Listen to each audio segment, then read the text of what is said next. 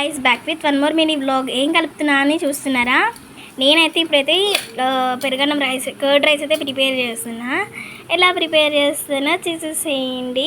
కిందటి వీడియోలో చెప్పినా కదా మా అక్క బర్త్డే అని చెప్పి, అందుకని చెప్పి నేనైతే ఇప్పుడు కర్డ్ రైస్ అయితే ప్రిపేర్ చేస్తున్నా. చూసేద్దురండి.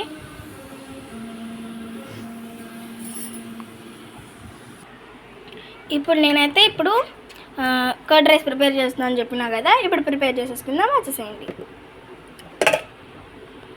ఫస్ట్ అయితే నేనైతే కర్డ్ రైస్ అయితే కలిపి పెట్టేసుకున్నాను. ఇప్పుడు చూపిస్తారా అండి తాలింపు ఎలా ప్రిపేర్ చేసుకోవాలో చూపిస్తా. ఫస్ట్ అయితే 2 టేబుల్ స్పూన్స్ అయితే ఆయిల్ వేసుకోవాలి.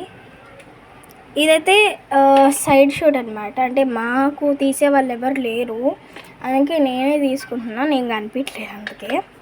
సరే, ఇప్పుడు నేను ఎలా ప్రిపేర్ చేస్తాను చూసేసేయండి. ఫస్ట్ అయితే గ్యాస్ వెలిగించేసుకొని దీనిలో అయితే ఆయిల్ అయితే వేసుకొని ఇప్పుడైతే పోపు దినుసులు వేసుకోవాలి. వేసుకుంటున్నా. కొంతమంది అంటున్నారు పోపు దినుసులు నన్ను వేసుకోవాలా అని. మన ఇష్టం అండి, నాకైతే గిట్లనే ఇష్టం, అందుకే గిట్లనే చేసుకుంటా.